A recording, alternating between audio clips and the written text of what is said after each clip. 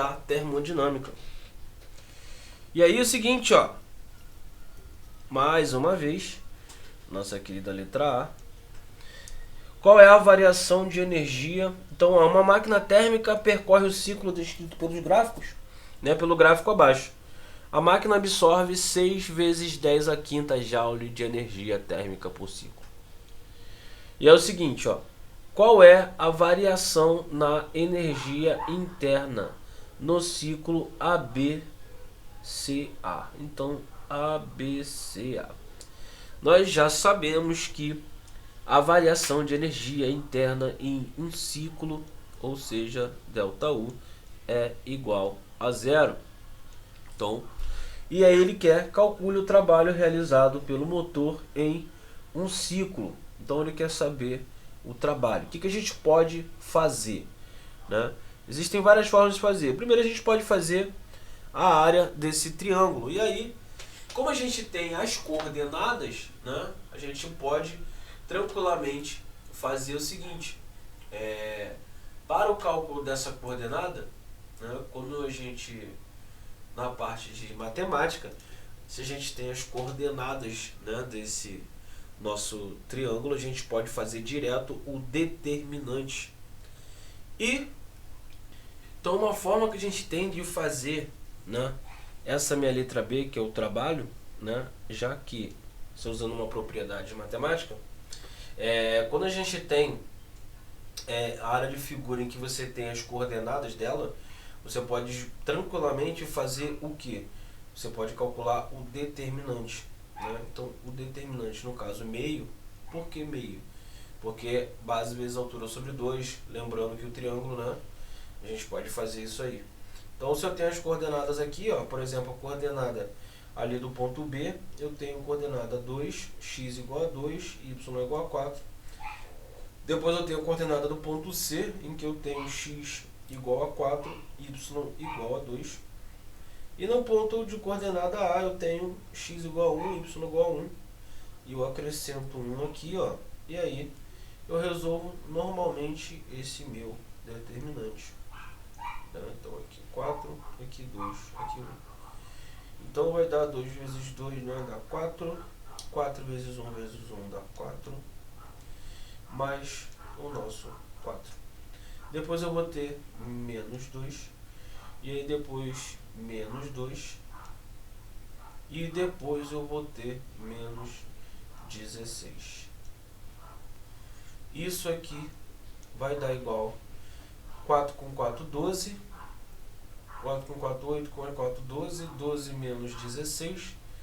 Isso vai dar menos 4. Menos 4 com menos 4 dá menos 8. Lembrando, sobre 2, né, que tem um meio lá na frente. Isso vai dar menos 4. No caso aqui, né, vai dar vezes 10 a quinta joule. Beleza? Então, menos 4 vezes 10 a quinta joule. Isso vai ser o nosso, né, no caso, o nosso trabalho ali. E aí você deve estar se perguntando por que deu menos 4. Né? O determinante aqui ele realmente dá menos 4, porém, nós vamos trabalhar com um módulo. Tá? Então, esse valor vai dar 4 vezes 10 a quinta joules, porque nós estamos calculando o determinante de área. E não tem como a nossa área dar negativa, né? Então, o valor em si, o módulo, isso dá 4 vezes 10 a quinta. Então, o trabalho realizado a gente já tem. Está ali, 4 vezes 10 a quinta joule. E aí ele quer saber agora a quantidade de energia térmica transmitida para a fonte fria. E aí, para a gente fazer isso, o que a gente teria que fazer primeiro? Né? A gente já tem ali o trabalho. E aí a gente sabe o seguinte, né? Vamos pensar o seguinte. A quantidade de energia térmica para a fonte fria, a gente tem que a fonte quente vai ser igual à quantidade de trabalho mais a quantidade da fonte fria. Não é isso? E a minha fonte quente está ali, ó. Uma máquina térmica percorre o ciclo descrito e a máquina absorve 6 vezes 10 a quinta de energia térmica por ciclo. Então a minha fonte quente está lá, ó, 6 vezes 10 a quinta. é igual ao trabalho, que deu 4 vezes 10 à quinta, vezes, no caso, mais minha fonte fria. Minha fonte fria nada mais é do que 6 vezes 10 à quinta, menos 4 vezes vai dar 2 vezes 10 à quinta. Já olha, normal. Desculpa. E a nossa D? Nossa D é o nosso querido rendimento.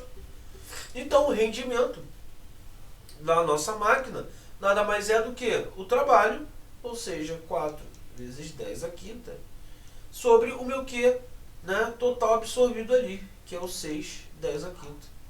Posso simplificar isso. Isso dá 2 terços. Né? Posso deixar na forma de fração ou posso botar aí 66,6 particularmente por cento. Isso vai ser aí o nosso rendimento da máquina Terra. Beleza? Tranquilo? Bem mais tranquilo agora, né? Agora fica bem mais tranquilo.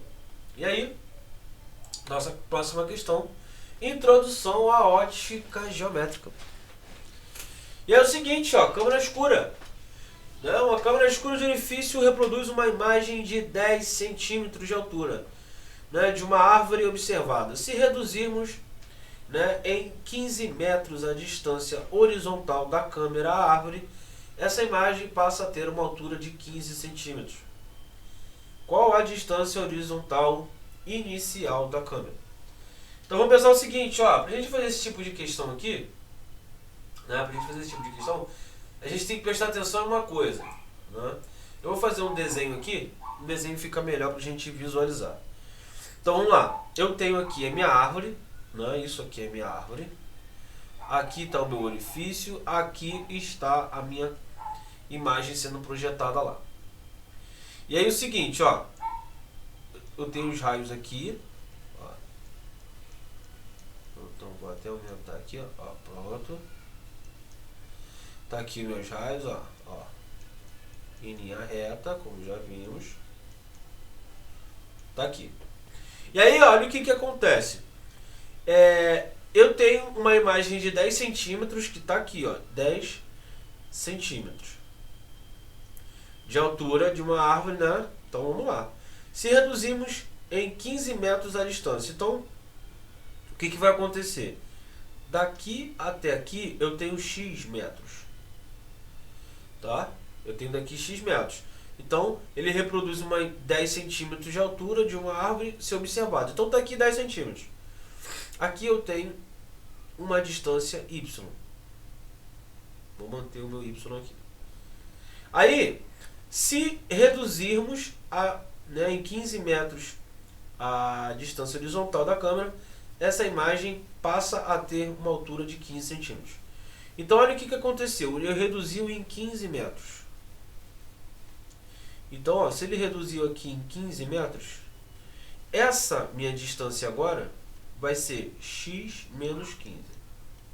Tá aqui. Essa é a minha nova distância. E aí, olha o que vai gerar. Vai gerar uma imagem agora assim, ó, de 15 centímetros. Só que a imagem vai continuar sendo gerada aqui, tá? Tô botando aqui atrás só para exemplificar. Ela vai continuar sendo gerada aqui, onde está 10 centímetros. Então, olha, qual é a relação que eu vou criar? Eu vou criar o seguinte, ó. A distância x inicial tem uma relação de a distância y, né? Então a distância x, que é no caso do meu objeto até o orifício, vai ser igual à relação do meu orifício até a minha imagem lá. Então, o tamanho do meu objeto, né? O tamanho do meu objeto, que eu não sei que é da minha árvore, vou chamar de árvore, vai ser proporcional a 10 centímetros, que é o tamanho que está lá reproduzido agora. Essa é a primeira relação. Agora eu vou criar uma segunda relação. A segunda relação vai ser o seguinte. Agora eu tenho o seguinte, ó. Quando eu tenho a distância x menos 15 em relação ao meu mesmo y, porque o y não mudou, agora eu vou ter uma certa altura. Não. Então a gente reduziu em 15 metros a distância horizontal da árvore e essa imagem agora passa a ter 15 centímetros. E aí, ó, essa minha imagem aqui, né, vai ter ali, ela vai ser proporcional agora, né, mesmo objeto, porque vai ter o mesmo tamanho. O meu A vai ser agora para 15. Criei a segunda relação. Tá aqui. E aí, ó, vou jogar minha imagem para cá. Ó, vou jogar minha imagem para cá, dar uma reduzida. E eu vou aqui pro outro lado, ó. Então a primeira relação é 10x, eu multipliquei cruzado, é igual ao meu tamanho da árvore vezes y. O segundo vai ser o seguinte, ó, eu multiplicando cruzado. O meu A vezes y vai ser igual a 15x menos 225. Então, como a y é igual a y, então eu tenho que 15x menos 225, isso é igual a 10x. Passei para cá, isso ficou 5x igual a 225. Então, x é igual a 4, 5 vezes 4, 205 vezes 5, 25. Então, x é igual a 45. Então, eu já descobri minha distância inicial, que era de 45 metros. E aí, agora eu posso descobrir, né, se eu quiser, eu jogo na equação aqui. E aí eu descubro quanto é que vale, no caso, a relação da minha imagem. Então, ó, qual a distância horizontal inicial da árvore? Ou seja, ele quer saber o x mesmo. Então, 45 metros. Né? 45 metros está ok, ele não quer saber o tamanho do objeto, então tá ótimo. E a letra B ele quer o seguinte, ó. Ao se diminuir o comprimento da câmera, né? Porém mantendo seu orifício a mesma distância da árvore, o que ocorre com a imagem formada? Então, se eu diminuir o tamanho da câmera, ou seja, o tamanho de y, é óbvio que o tamanho da minha imagem formada ela vai diminuir. Tá? E se no caso aumentar essa distância, ele vai aumentar. Beleza? Tranquilo, tá suave.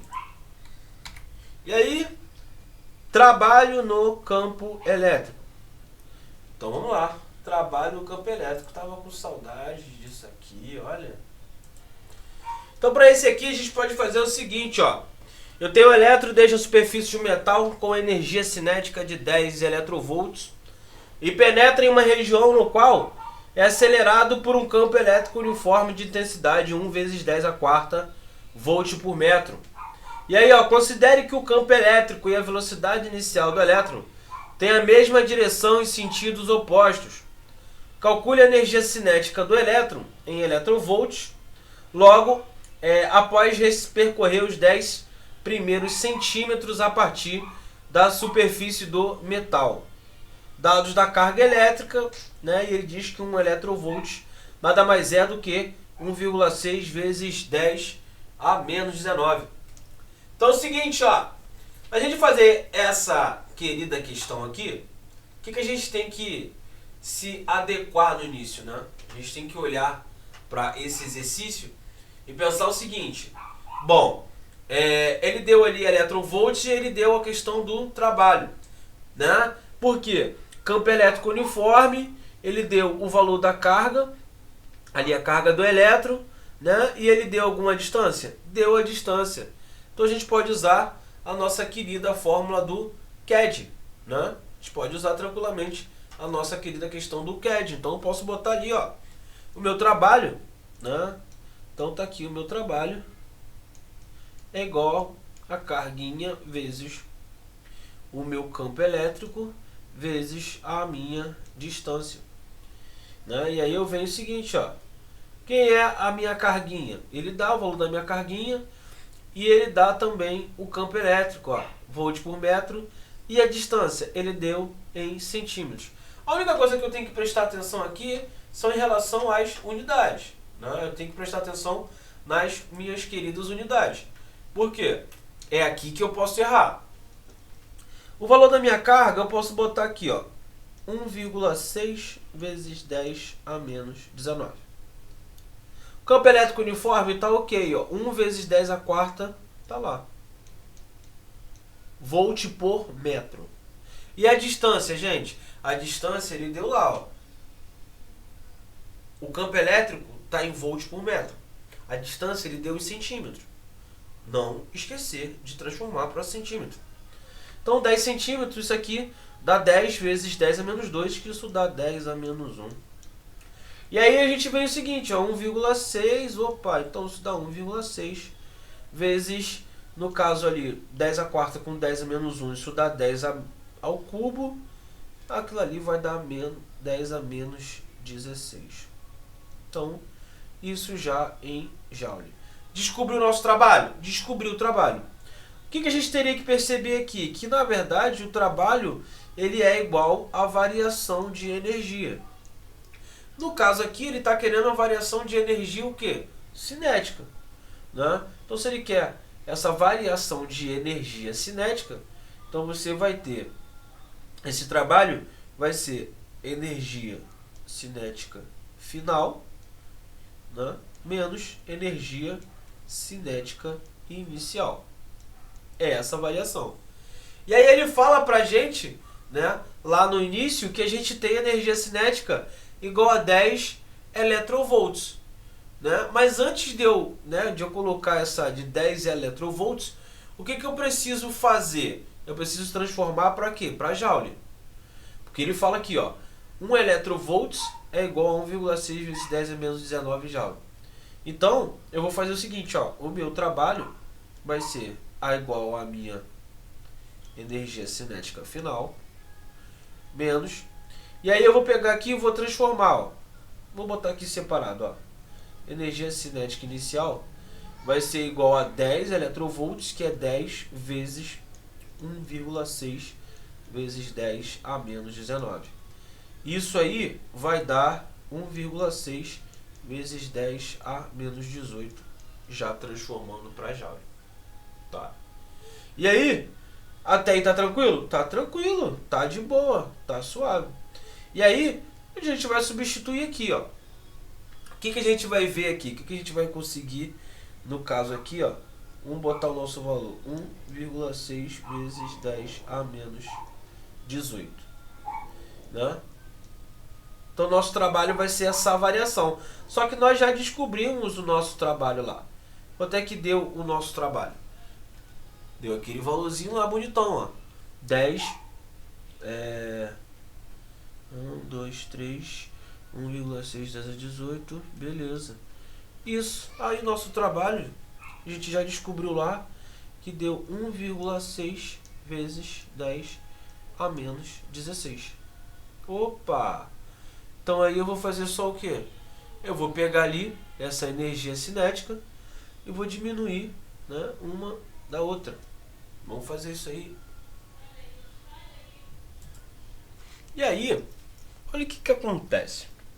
Quando eu faço, né, e no caso, essa minha energia cinética final, né, e eu vou diminuir, no caso, né, essa minha energia cinética final vai ser a diferença entre 1,6 vezes 10 a menos 16 menos 1,6 vezes 10 a menos 18, eu consigo perceber que essa diferença, né, essa diferença vai dar aproximadamente 1,6 vezes 10 a menos 16.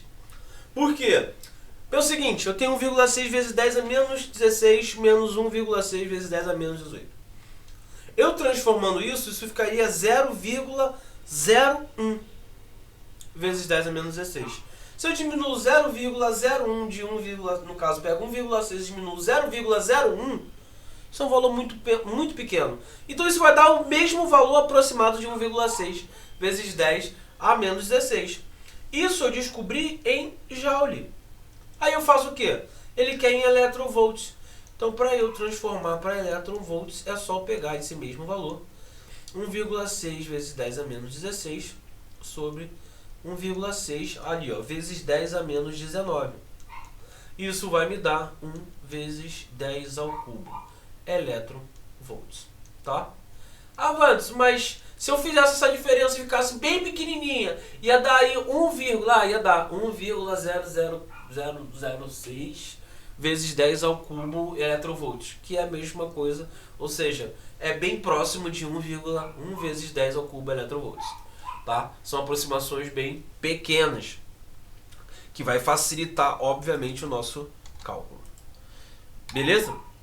Potencial no campo elétrico uniforme. Essa questão já é uma questãozinha da UF, boa, né? E aí, vou desenhar ela aqui para vocês. Ó, nós temos aí duas cargas elétricas uniformes de mesmo valor e sinais contrários, né? Então, duas cargas bonitinhas ali, ó. Então, uma tá aqui. Então, ó, tá aqui uma positiva e a outra aqui negativa. Fixas no vácuo e afastada por uma distância d. Tá? Então tá aqui a distância d entre elas e aqui ele fala o seguinte: sabemos que o módulo do campo elétrico vale E e o valor do potencial vale V. No ponto médio entre as cargas tem-se que... Bom, aqui é o ponto médio. Então a primeira coisa que eu vou fazer é com relação ao meu campo elétrico, né? O campo elétrico dá pra gente fazer isso tranquilamente. Nós já vimos essa parte vetorial de campo elétrico. Nós já vimos também a questão do potencial. E aí, é fácil a gente fazer isso aí. Então vamos ver. Então, o que a gente pode fazer aqui? Olha o que eu vou fazer. Primeiro vamos fazer, né, o vetor campo elétrico, né, do positivo. Né? O vetor campo elétrico, nós já vimos que o campo elétrico ele vai sair. Né? Então vou botar o seguinte, ó. Olha o meu vetor campo elétrico. Então é positivo. Tá aqui. Mas e com relação à carga negativa? Bom, com relação à carga negativa, a gente vai ter um campo elétrico entrando. Ou seja, da minha carga negativa, o campo elétrico também será para cá. Opa! Então a gente vai ter um vetor campo elétrico com direção e sentido para, né, direção horizontal e sentido para a direita. Então o meu vetor campo elétrico ele é diferente de zero. Porém, né? Quando a gente faz o nosso potencial é KQ sobre D. Né? Considerando que elas estão no ponto médio, as distâncias eu vou considerar iguais. E o nosso potencial ele é o somatório de V1 mais V2. E aí, ó, quando eu tenho em relação à carga positiva, isso dá KQ vezes D. Né? Isso é do V positivo. E aí, quando eu faço do meu V negativo, eu vou ter o quê? K menos Q, já que não é vetorial, a gente sabe que é escalar. Isso vai dar menos KQ sobre D. Então, nesse ponto, quando eu somar V1 com V2, né, vai ser menos KQ sobre D mais KQ sobre D. Isso vai dar zero. Então, o meu potencial nesse ponto ele vai ser zero e o meu campo elétrico diferente de zero. Beleza, galerinha? Suave? Então, tá bom. Então, vamos para a próxima. Então, aqui, ó, corrente elétrica. Então, ó, um condutor é percorrido por uma corrente elétrica de I. Então, a minha corrente elétrica é igual a 800 microampere. Traduzindo isso aqui, isso é 800 vezes 10 a menos 3 amperes. Isso aqui vai dar 8 vezes 10 a menos 1 ampere. Tá? E conhecendo a carga elétrica elementar é igual a 1,6 vezes 10 a menos 19 coulomb. O número de elétrons que atravessam uma seção normal desse condutor por segundo é... Então a gente sabe que corrente elétrica nada mais é do que ΔQ sobre ΔT. E aí, essa minha corrente é de 8 vezes 10 a menos 1. E ΔQ, que é o que eu quero descobrir, sobre o meu ΔT, que ele me deu o tempo de 1 segundo. Então aqui, ó, vou substituir na seguinte forma. O ΔQ vai ser igual a 8 vezes 10 a menos 1. Não?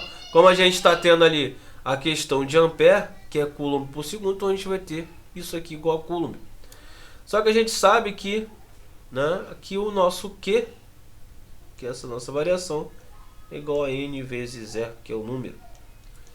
O nosso Q deu 8 vezes 10 a menos 1. A nossa N, ele sempre dá ali, que é 1,6 vezes 10 a menos 19, vezes o número. Aí a gente tem o nosso N igual a 8 vezes 10 a menos 1 sobre 1,6 vezes 10 a menos 19. Que eu posso jogar esse menos 19 para cima como 19 e aí fica 18 em cima. E 8 dividido por 1,6, isso vai dar igual a 5. Então dá 8 dividido por 1,6 dá 5, vezes 10 a 18. Isso é o número de elétrons que atravessam essa seção.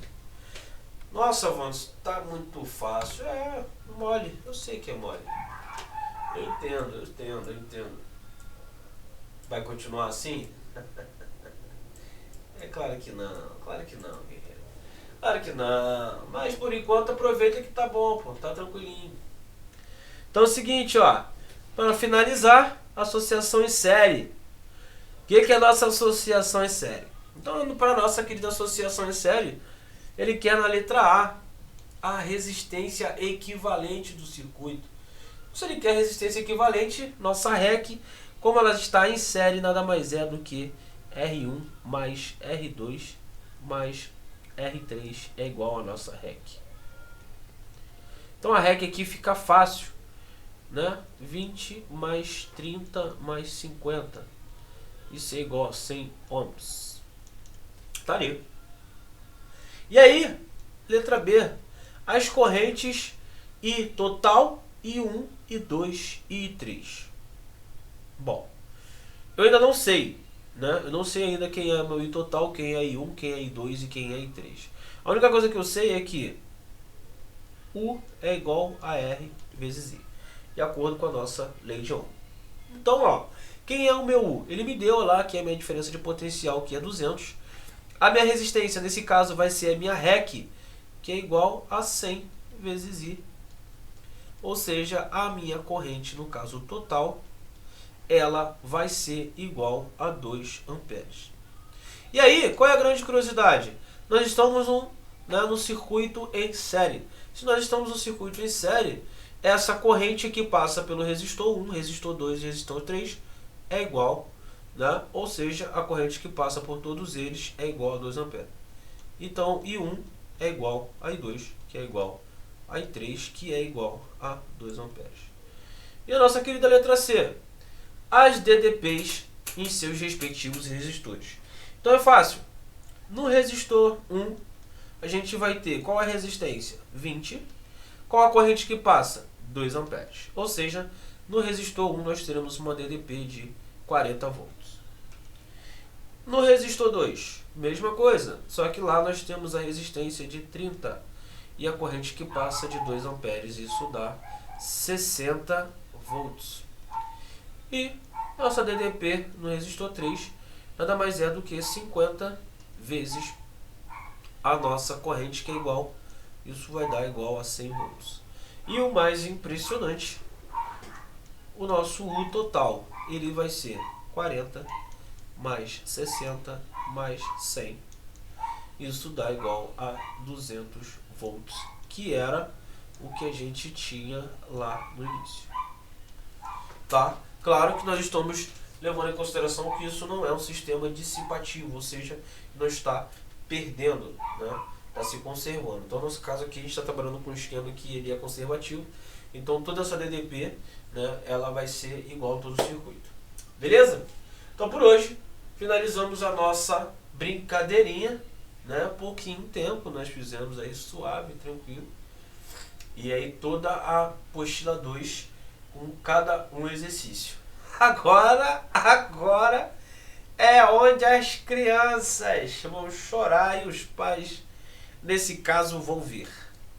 Tá? E aí vamos entrar na nossa apostila 3 com todo amor e carinho. Valeu, rapaziada. Tenham todos um ótimo dia. Espero vocês daqui a pouco. E não esqueça Wakanda Forever. Oi, galerinha! Então, você gostou do nosso vídeo? Então, chama nosso canal. Então, para o vídeo, valeu!